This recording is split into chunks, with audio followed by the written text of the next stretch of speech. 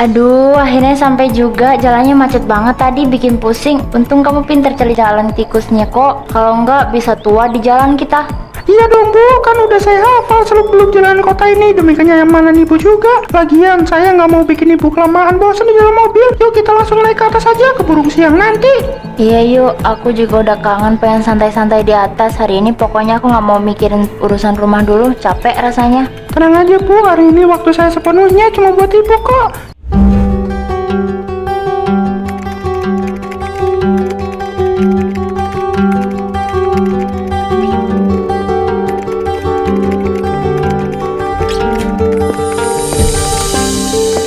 Permisi Pak Dimas, maaf mengganggu waktunya sebentar, mobilnya udah siap di depan Pak. Semua keperluan untuk rapat sore ini juga udah saya masukkan ke bagasi. Kira-kira mau berangkat sekarang atau bagaimana Pak? Oh iya kok, makasih banyak ya, kamu tuh selalu bisa diandalkan. Bahkan sebelum saya minta, semuanya udah siap duluan. Saya benar-benar untung punya bos sopir serajin kamu. Yuk kita jalan sekarang, biar di jalan nggak buru-buru. Bapak bisa aja, udah jadi kewajiban saya kok Pak. Lagian selama 3 tahun ini Bapak sama Ibu Nadira sudah baik banget sama keluarga saya. Waktu anak saya masuk rumah sakit, Allah aja kalau bukan karena bantuan dana dari Bapak, saya nggak tahu harus cari pinjaman kemana. Jadi pasti saya kasih pelayanan yang paling terbaik buat Bapak. Alah, jangan diikut-ikut terus. Kamu kan sudah saya anggap keluarga sendiri di sini. Kalau kamu kesusahan ya sudah sewajarnya saya bantu. Kamu kan udah saya anggap keluarga sendiri di sini. Kalau kamu kesusahan ya udah sewajarnya saya bantu. Yang penting sekarang kita kerjasama dengan baik terus ya. Yuk.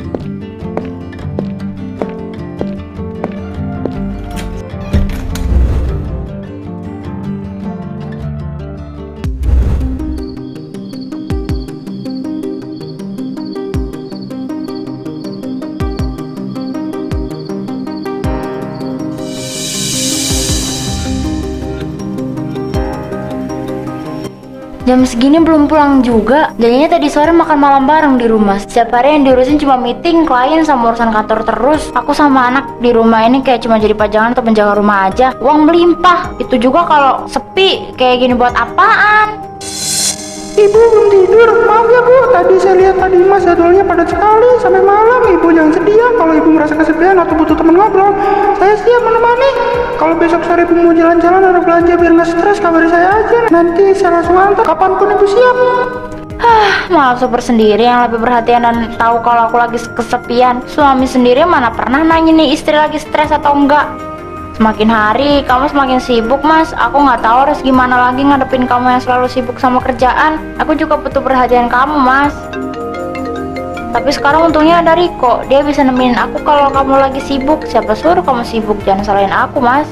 Iya ada apa Riko, saya belum tidur kok. Jangan sedih Bu Nadira, saya temenin Ibu teleponan kalau Ibu mau, biar Ibu nggak kesepian nunggu Pak Dimas. Nggak usah Riko, saya hargai perhatian kamu. Tapi maaf ya, saya mau istirahat aja. Tapi besok kamu temenin saya ya.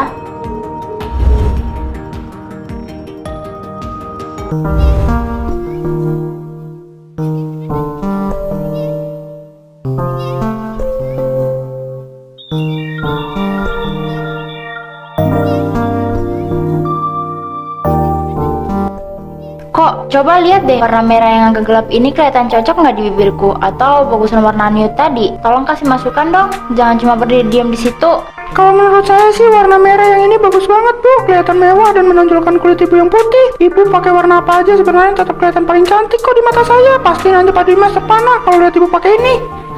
Bisa aja kamu kalau muji. Mas Dimas mana pernah merhatiin warna lipstik istrinya. Jangan kali lipstik baru, gaya rambutku berubah aja dia nggak bakal sadar. Dia mah sibuknya cuma sama angka-angka saham dan laporan keuangan. Makanya aku lebih senang minta pendapat kamu. Kamu lebih peka orangnya. Saya kan emang tugasnya buat merhatiin dan menjaga Ibu. Apapun yang bisa bikin Ibu senang dan gak kesepian lagi, pasti bakal saya lakuin Bu. Jadi ambil dua-duanya aja sekalian warnanya. Oke, pilihan yang bagus. Saya ambil dua-duanya aja. Nadira dan setirnya itu kok kelihatannya kayak mencurigakan ya. Iya, kayak ada sesuatu. Mereka kayak bukan sopir sama majikannya, terlalu akrab. Maaf Bu, kayaknya ada yang curiga. Saya harus agak menjauh dari Ibu. Udahlah, biarin aja. Mereka cuma ngomongin di belakang, gak akan ngaruh apapun. Gak usah didengerin.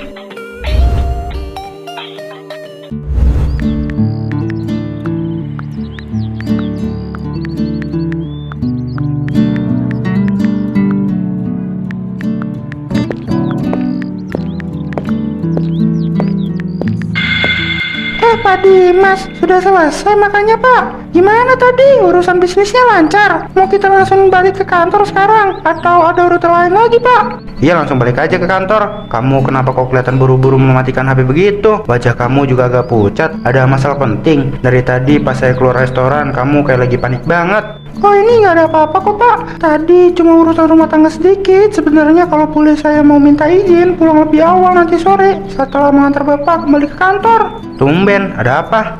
Istri saya barusan telepon, katanya anak di rumah mendadak badannya panas tinggi banget. Kasihan istri saya sendirian di rumah, nggak ada yang bantu megangin anaknya buat dibawa ke klinik. Ya ampun, kenapa nggak bilang dari tadi? Ya udah, nggak apa-apa banget. Urusan anak sakit itu nomor 1, jangan ditunda-tunda. Iya Pak, makanya saya minta izin pulang lebih awal. Nanti setelah drop saya di kantor, kamu langsung pulang aja bawa mobilnya, atau pakai motor kamu juga boleh. Biar urusan saya nanti sore atau pas pulang ke rumah saya gampang. Bisa pakai taksi online atau minta jemput yang lain. Yang penting anak kamu buruan dibawa berobat ya kok. Aduh, terima kasih banyak Pak Dimas. Kebaikan Bapak benar-benar luar biasa. Saya jadi nggak enak merepotkan Bapak terus seperti ini. Sama-sama, udah cepat masuk mobil. Kita balik ke kantor sekarang.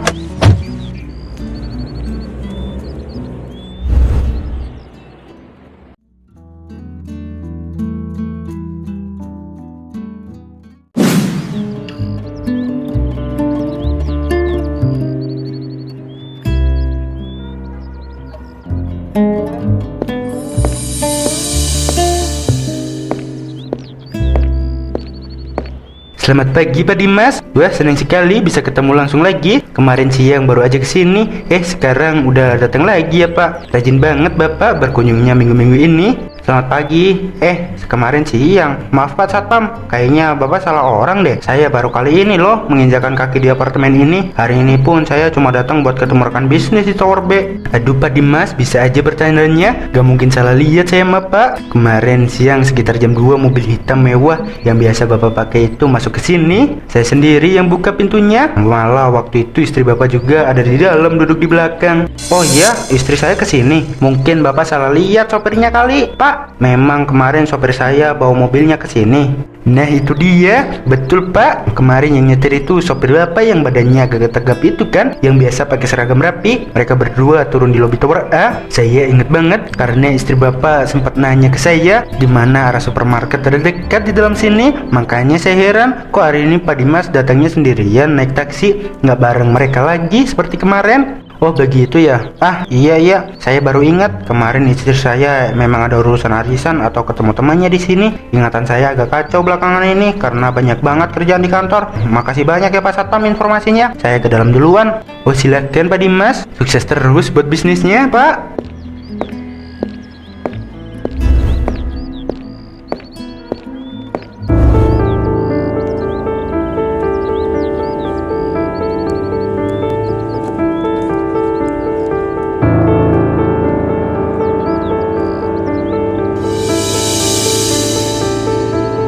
Tega banget kalian berdua lakuin ini sama saya. Kurang apa saya selama ini? Riko, kamu bilang anak kamu sakit panas. Kamu minta izin pulang cepat karena panik. Tapi ternyata kamu malah jemput istri saya. Dan kamu Nadira pamitnya mau warisan sama belanja. Tapi malah pergi berduaan begini. 3 tahun saya percayakan rumah tangga saya, keselamatan istri dan anak saya di tangan kamu kok. Udah saya anggap kayak adik sendiri, kayak keluarga sendiri. Ternyata ini cara kamu membalas kebaikan saya. Kalian benar-benar udah merencanakan ini semua di belakang saya. Kita lihat sejauh mana kalian bakal menyembunyikan kebusukan ini.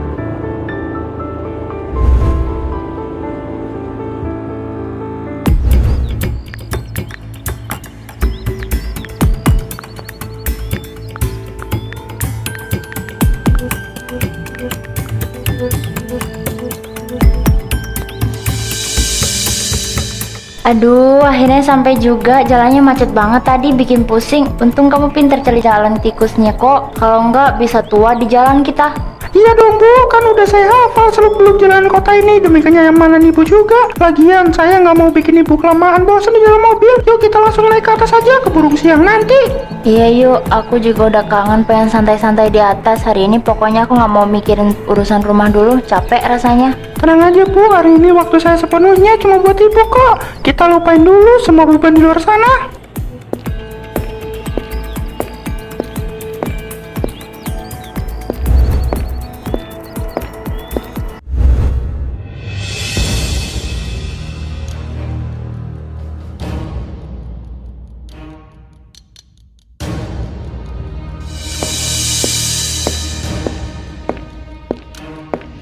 Makasih ya kok, cuma kamu yang selalu ada buat aku belakangan ini. Cuma kamu yang ngertiin gimana rasanya kesepian di rumah sebesar ini.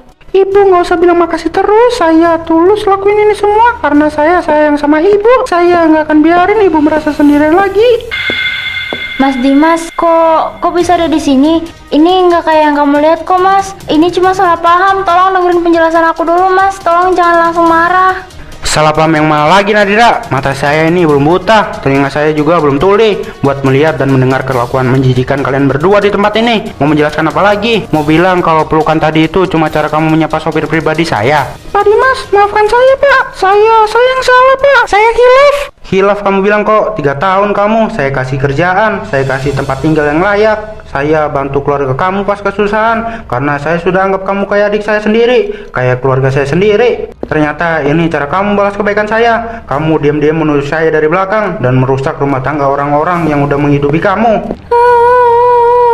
Mas Dimas, aku mohon tolong maafin aku, Mas. Aku hilaf karena belakangan ini Mas selalu sibuk kerja dan gak pernah ada waktu buat aku. Tolong kasih aku satu kesempatan lagi, Mas, demi anak kita. Jangan pernah bawa-bawa nama anak kita buat menutupi kebusukan kamu Nadira. Kesibukan saya kerja itu buat mencukupi semua kemewahan hidup kamu, tapi ternyata itu semua masih kurang buat kamu. Mulai hari ini, menit ini juga, kalian berdua bebas. Kalian mau bebas ngapain aja, bebas mau pelukan sepuasnya, dan bebas buat saling memiliki satu sama lain, tanpa perlu sembunyi-sembunyi lagi. Tapi satu hal yang harus saya ingatkan baik-baik, kalian berdua sudah kehilangan kepercayaan dan rasa hormat saya buat selamanya. Jangan pernah berani menampakkan muka di depan saya lagi. Mas Dimas, jangan pergi, Mas. Aku mohon dengerin aku dulu, Mas.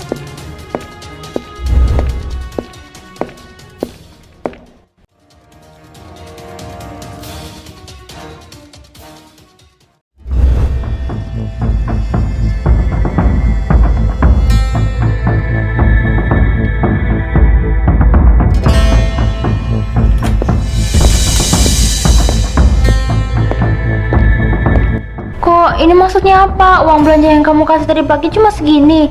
Ini mana cukup buat bayar tagihan kontrakan bulanan, belum lagi buat makan kita sebulan ke depan.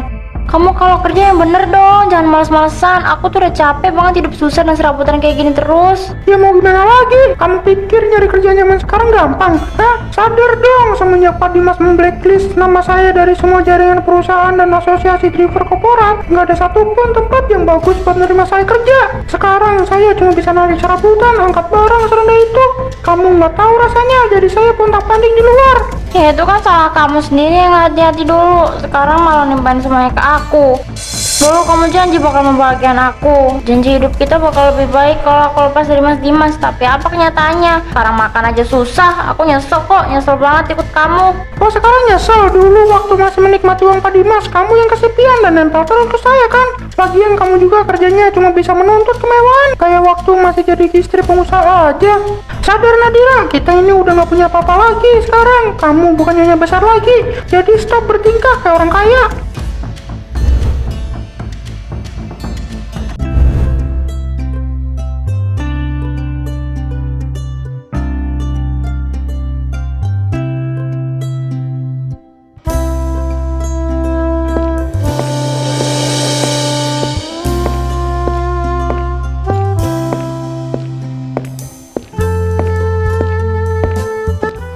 Nat, lihat deh, itu Pak Dimas kan? Pengusaha properti dan teknologi yang lagi viral banget karena sukses buka puluhan cabang baru tahun ini. Ya ampun, karismatik banget ya orangnya, masih muda, sukses, berwibawa lagi. Beruntung banget ya wanita yang bisa jadi istrinya dia. Iya, dia emang hebat banget ya. Hebat banget lah, katanya dia pembicara utama kita hari ini loh. Semua peserta seminar dari kemarin nanyain jadwal dia terus. Kamu kenapa? Kok malah bengong begitu, Nat? Wajah kamu kok tiba-tiba pucat?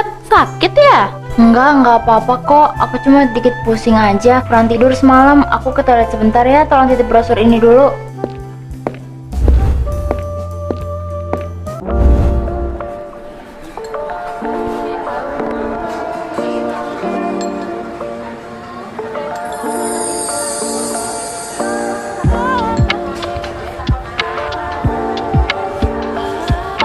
Bagi saya, kegagalan terbesar dalam hidup itu bukan saat kehilangan materi atau ketika bisnis kita bangkrut, tapi kegagalan terbesar adalah saat kita kehilangan kepercayaan dari orang-orang yang kita sayangi. Kamu hebat banget, Mas. Aku bangga sama kamu.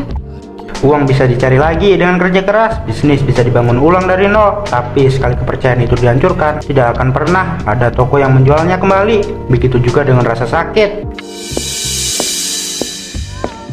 Ketika kita dijatuhkan oleh orang yang paling kita percaya, pilihannya cuma dua, ikut hancur bersama rasa sakit itu atau menjadikannya buat bahan bakar untuk bangkit jauh lebih tinggi. Dan saya memilih untuk bangkit.